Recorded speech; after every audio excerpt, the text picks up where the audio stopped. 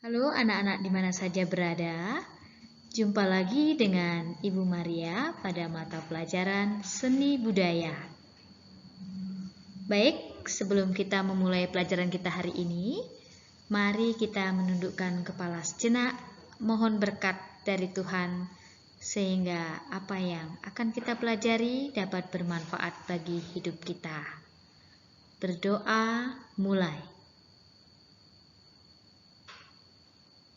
Selesai. Materi kita hari ini yaitu musik ansambel.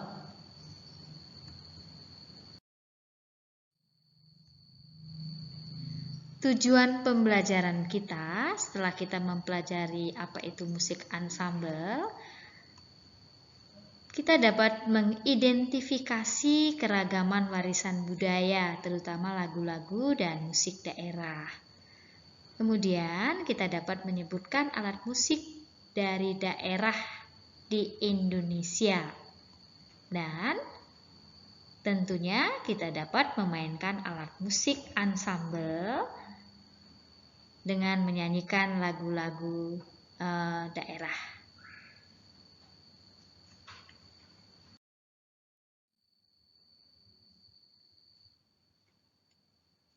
Sekarang kita akan melihat apa itu yang dimaksud dengan musik ansambel. Musik ansambel merupakan kombinasi beberapa jenis alat musik yang bisa dimainkan secara bersama-sama. Maka akan terlihat di sana harmonisasi antara alat musik yang satu dengan alat musik yang berbeda. Tentunya setiap alat musik memerlukan teknik bermain yang berbeda-beda, ya. Bermain gitar tentu tidak sama dengan bermain biola dan sebagainya. Menurut Kamus Besar Bahasa Indonesia, ansambel adalah kelompok pemain musik yang bermain secara bersama. Ya. Dan menurut Sugianto dalam bukunya yang berjudul Kerajinan Tangan dan Kesenian,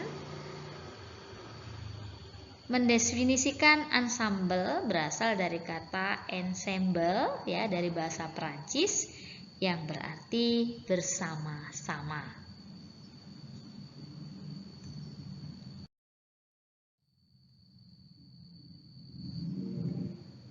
Dalam permainan musik ansambel itu terdapat pengelompokan. Yang pertama yaitu kelompok alat musik ritmis. Alat musik ritmis berfungsi untuk memberikan irama. Contohnya gendang, ya. Gendang ini berasal dari Jawa. Kemudian ada ketipung. Ketipung ini berasal dari Kalimantan Timur, ya. Bentuknya sama seperti gendang, tetapi ukurannya lebih kecil. Dan yang ketiga yaitu triangle, ya. Triangle ini dari luar negeri. Ini berasal dari besi dan teknik menggunakannya dengan dipukul. Sama ya, gendang, ketipung dan triangle ini memainkannya dengan cara dipukul. Fungsinya untuk memberikan irama.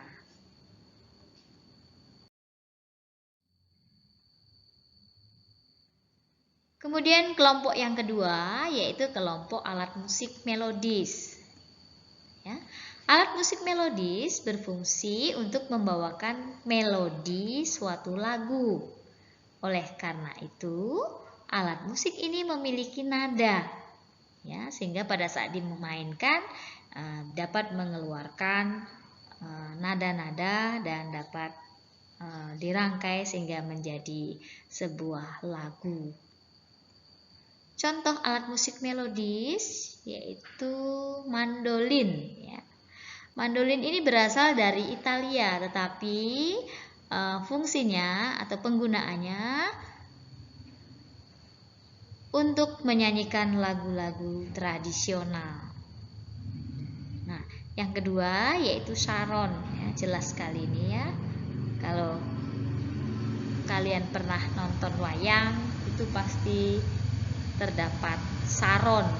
Saron ini berasal dari Jawa Tengah. Berikutnya yaitu saluang. Ya, saluang ini berasal dari Sumatera Barat atau sering kita sebut dengan suling. Nah, ini berasal dari bambu. Untuk yang modern itu seruling atau kamu sering tahu dengan recorder. Nah, itu sama ya. Fungsinya ditiup. Nah, ini alat musik tiup berikutnya yaitu pianika. Ya, pianika ini berasal dari Spanyol.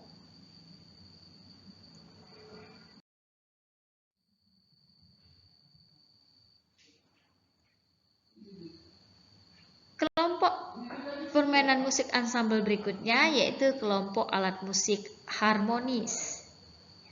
Alat musik harmonis adalah alat musik yang berfungsi sebagai pengiring dan dapat mengeluarkan nada sekaligus. Nah, contohnya ya ini sampai. Nah, ini alat musik khas Dayak nih, dipetik ya. Cara penggunaannya dipetik seperti gitar. Kemudian ada sasandu, ini bentuknya sasandu. Nah, ini berasal dari Nusa Tenggara Timur.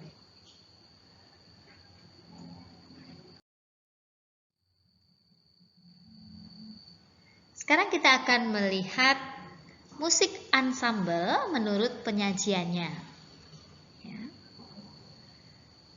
Menurut penyajiannya dibagi menjadi dua, yaitu ansambel sejenis dan ansambel campuran. Ansambel sejenis merupakan bentuk penyajian musik secara berkelompok atau bersama-sama dengan menggunakan satu alat musik untuk mengiringi suatu lagu. Ya, ini contohnya, ini gitar, ya, ini menggunakan pianika. Jadi hanya satu alat musik yang digunakan.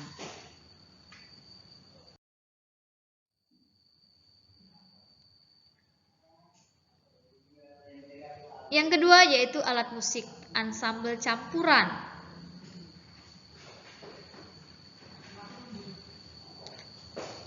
Alat musik ansambel campuran merupakan bentuk penyajian musik secara berkelompok dengan menggunakan beberapa jenis alat musik, di antaranya recorder, pianika, gitar, triangle, ya, kastanyet, bisa tamborin, dan simbal yang dimainkan bersama untuk mengiringi suatu lagu. Nah, ini ya, ada yang menggunakan pianika, ada yang menggunakan gitar, ada yang menggunakan tajon ya. Tajon ini dipukul seperti gendangnya. Nah, ini yang lebih kompleks.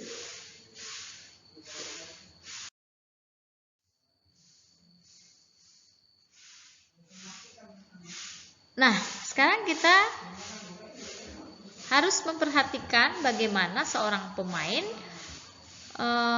memainkan musik ansambel, ya. Ada syaratnya ternyata. Yang pertama yaitu kelancaran membaca notasi. Notasi itu apa? Itu not, ya. Not angka dan not balok, ya. Bisa karena sebuah lagu itu bisa disajikan secara notasinya bisa not balok, bisa dengan menggunakan not angka. Nah, ini kita harus memiliki keterampilan membaca not, ya, sehingga kita bisa memainkan lagu tersebut dengan menggunakan alat musik. Kemudian yang kedua, tentunya kita terampil memainkan alat musik yang kita pegang, ya. Alat musik apa yang kita pegang? Misalnya kita mau memainkan alat musik pianika, tentu kita harus terampil dulu, ya. Tahu nada-nadanya letaknya di mana, sehingga kita pada saat menekan tutut tersebut sesuai dengan notasi atau sesuai dengan lagu yang kita mainkan.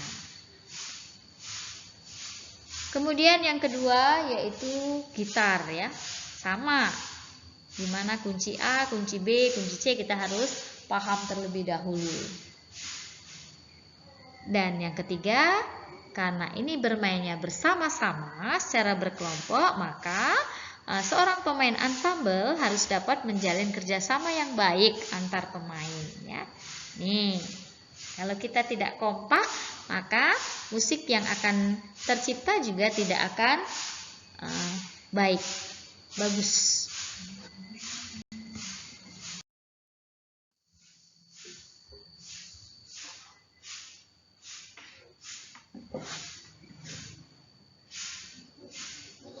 Nah, setelah mengetahui berbagai jenis alat musik, kemudian apa itu musik ensemble, dan bagaimana cara menyajikan musik ensemble, sekarang tibalah kita membuat refleksi pembelajaran kita hari ini. Ya. Dari materi yang sudah dipelajari, bagian manakah yang sulit untuk dipahami? Nah, untuk menjawabnya, cukup memberikan tanda checklist pada tabel berikut ini. Ya, ada 3 pertanyaan. Ya, yang pertama, apakah sudah mengenal musik ensemble? Ya, kemudian yang kedua,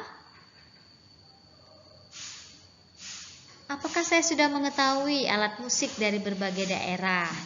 Dan yang ketiga, apakah saya sudah mengetahui bentuk penyajian ensemble? Ya, semuanya sudah bisa diterima dengan baik atau belum? Silahkan di checklist.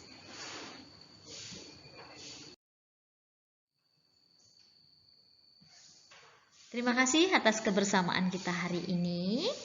Jangan lupa dukung terus channel ini sehingga channel ini dapat bermanfaat bagi kita semua. Sampai jumpa pada topik berikutnya.